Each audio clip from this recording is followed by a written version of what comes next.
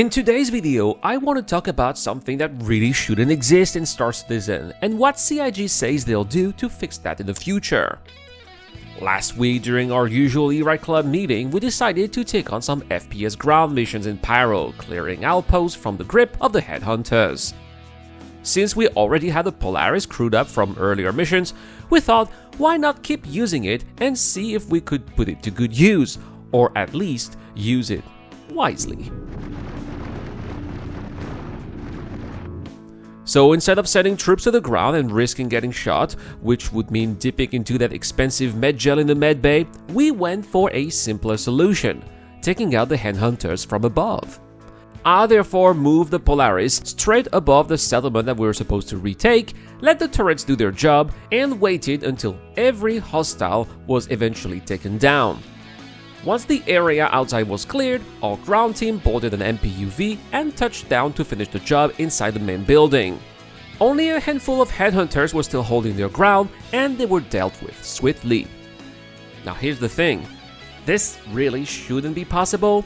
A capital ship like the Polaris isn't meant to be hovering over an outpost and wiping out ground troops with its turrets. These missions are designed to be tackled by FPS squads, or at least smaller support crafts, where risk, coordination, and player skills matter. By parking a Polaris overhead, we completely bypassed that intended gameplay loop. There was no danger, there was no challenge, just some turret fire doing all the work. The issue here is that Star Citizen's current mission design doesn't account for the abuse of large ships in ground combat scenarios.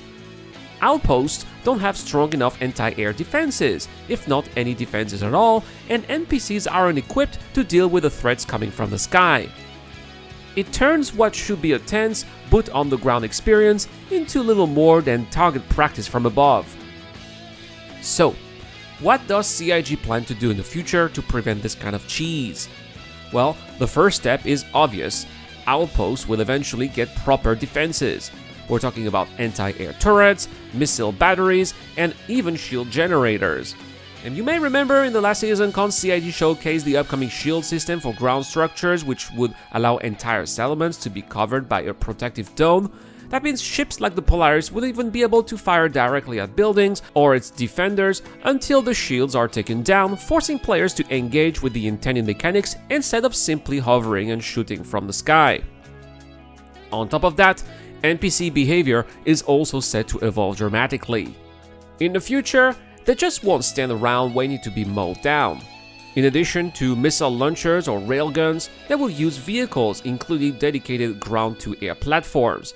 Imagine rolling up to an outpost and suddenly facing an anti-air mobile platform, like a ballista designed to shred anything that lingers in the sky too long.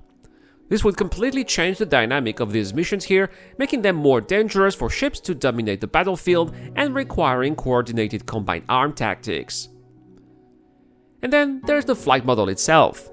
Right now, ships can hover effortlessly, which makes these kind of exploits possible. But CIG has said that eventually, VTOL thrusters will not be designed to keep a ship hovering indefinitely. A Polaris won't be able to just float above a base like a helicopter gunship.